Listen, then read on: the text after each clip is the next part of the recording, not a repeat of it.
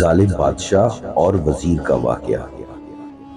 اپنے ارد گرد ہم اکثر لوگوں کو یہ کہتے ہوئے سنتے ہیں کہ بھروسے کا زمانہ ہی نہیں ہے۔ یہ بات صرف آج کے زمانے کی نہیں ہے، ہر دور کا انسان ایسی ہی باتیں کرتا رہا ہے۔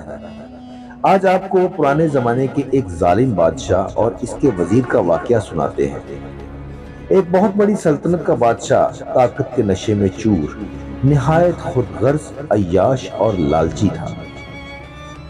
اب جہاں کسی سلطنت کا کوئی بادشاہ ہوگا تو اس کا کوئی نہ کوئی وزیر بھی ہوگا۔ سو اس کا بھی ایک وزیر تھا جو عقل مند ہونے کے ساتھ ساتھ بیوقوف بھی تھا۔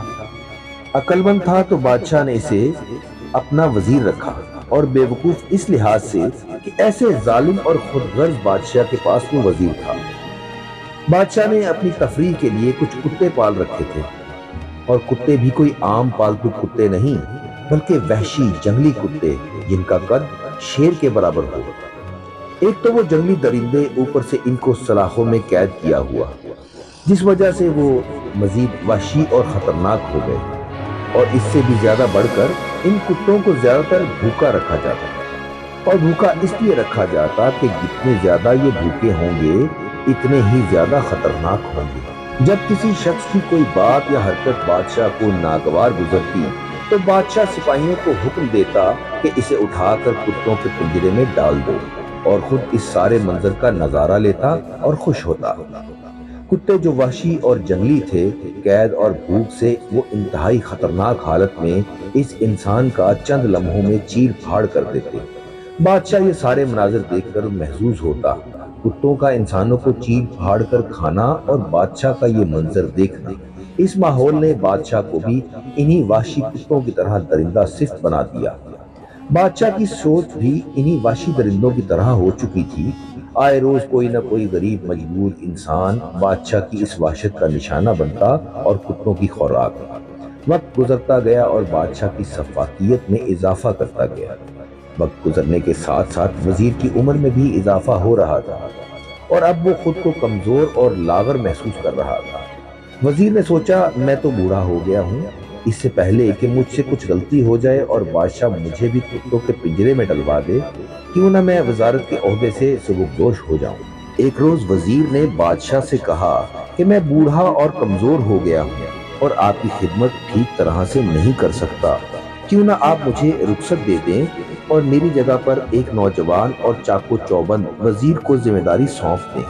بادشاہ بہت کمینہ واقعہ ہوا تھا۔ وہ وزیر کی چالاکی کو سمجھ گیا کہ وزیر کس طرح سے رخصت مانگ رہا ہے۔ بادشاہ نے کہا، نہیں، ابھی تم میرے لیے بہت کام کے ہو، میرے تمام امور تم بہتر طریقے سے سمجھتے ہو، ابھی تمہارے لیے رخصت نہیں۔ جب مجھے تمہارا کوئی نعم البدل مل جائے گا پھر میں تمہاری رخصت کے بارے میں سوچوں گا، فی الحال تم اپنی ذمہ داریاں نبھاؤ۔ وزیر بادشاہ کا یہ حکم سن کر خاموش ہو گیا۔ اب وہ اپنے لیے کچھ اور سوچنے لگا۔ اللہ نے وزیر کے ذہن میں ایک ترکیب ڈالی۔ وزیر پہنچا کتوں کے پنجروں والی جگہ پر۔ یہ ایک مخصوص جگہ تھی جہاں کسی کو بھی آنے جانے کی اجازت نہیں تھی۔ صرف ایک محافظ مامور تھا جس کا کھانا پینا سونا جاگنا سب اسی جگہ پر تھا۔ وزیر نے اس محافظ سے ایک معاہدہ کیا، اسے اشرفیوں سے بری ہوئی ایک تھیلی دی، اور ان دونوں کے درمیان یہ طے پایا کہ رات میں ایک مخصوص وقت جب بادشاہ اپنی آرام گاہ میں چلا جائے گا تو وزیر نہایت خاموشی کے ساتھ محافظ کی جگہ پر آئے گا اور کچھ وقت کے لیے محافظ کو چھٹی مل جائے گی۔ وزیر اشرفیوں کی تھیلی اس بات کے بدلے دی کہ محافظ اس بات کو راز میں رکھے گا اور کسی کو یہ نہیں بتائے گا کہ رات میں وزیر کتوں کے پنجروں کی جگہ پر موجود ہوتا ہے۔ وزیر کتوں کے پنجروں کی جگہ پہ رات کو جائے اور اپنے ساتھ بہت سارا گوشت لے جائے اور پنجرے کے باہر سے ہی کتوں کو وہ گوشت ڈال دے۔ کچھ روز اسی طرح گزر گئے۔ وزیر پنجرے کے باہر سے کتوں کو گوشت ڈال دے اور ان کی حرکتوں کو نوٹ کرے۔ اس نے محسوس کیا کہ ہر گزرتے دن کے ساتھ ان درندوں کی عادت میں کچھ تبدیلی نظر آ رہی ہے۔ وہ کتے آہستہ آہستہ وزیر سے مانوس ہو گئے۔ ایک روز وزیر ہمت کر کے پنجرے کے اندر گوشت لے کر چلا گیا۔ اس کی خوشی کی کوئی انتہا نہ رہی جب اس نے اتنے بڑے بڑے خطرناک اور وحشی کتوں کو اپنے سامنے دم ہلاتے اور پیروں کو چاٹتے ہوئے دیکھا۔ وزیر نے گوشت کتوں کو ڈال دیا اور وہ کھانے لگے۔ वजीर इनको खाता देख इनके पास ही काफी देर खड़ा रहा। गोश्त खा चुकने के बाद कुत्ते दोबारा से वजीर के इर्द गिर्द दुम हिलाते हुए इसके पांव चाटने लगे। ये मंजर वजीर के लिए बहुत इत्मीनान बख्श था।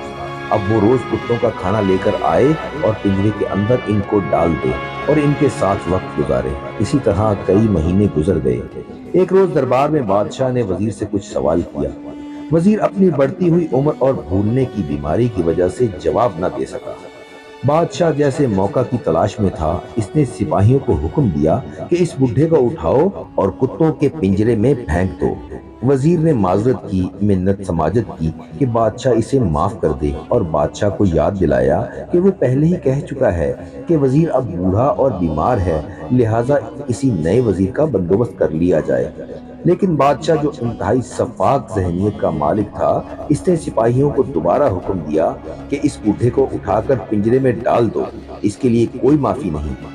सिपाही वजीर को लेकर पिंजरे की तरफ चले और बादशाह भी ये मंजर देखने के लिए खुशी खुशी पिंजरों की तरफ रवाना हुआ। बादशाह ये मंजर देखकर हैरान और परेशान हुआ कि जब इसने देखा कि कुत्ते बजाय इस वजीर को चीर फाड़ कर खाने के इसके तलवे चाटने लगे। बादशाह गुस्से से आग बबूला हो गया और वजीर पर चीखने लगा कि ये कुत्ते तुम्हें चीर फाड़ क्यों नहीं रहे?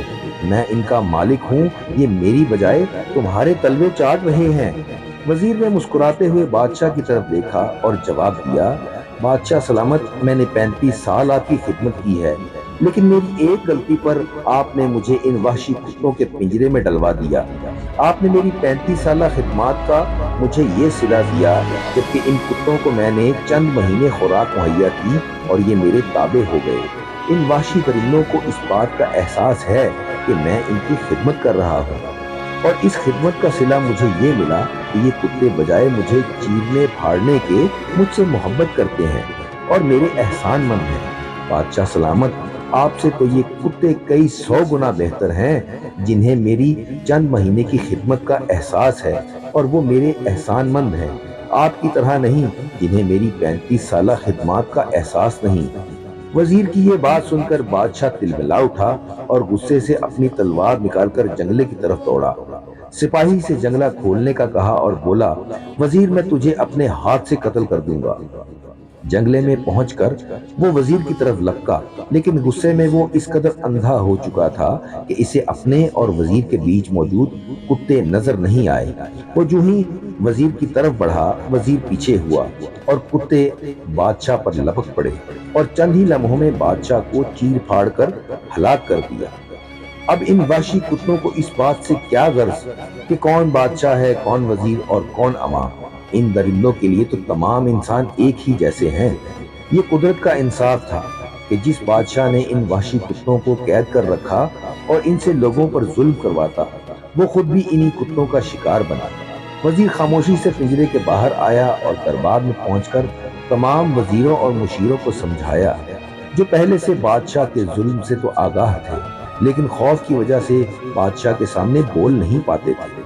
सब ने मिलकर शुक्र अदा किया कि इस जालिम बादशाह से हमारी जान छूटी। इस जुल्म से निजात की वजह बनने वाले वजीर को इस मुमलिकत का बादशाह बना दिया गया। जुल्म चाहे जितना भी शदीद क्यों ना हो, एक ना एक दिन खत्म होकर रहता है। अल्लाह ताला ने जालिमों की रस्सी दराज रखी है, लेकिन वो जालिम ये याद रखे कि रस्सी का वजूद है और वो रस्सी रब्बे जुल जलाल के हाथ में है कि वो जब चाहे इस रस्सी को खींच दे और जुल्म का खात्मा कर दे।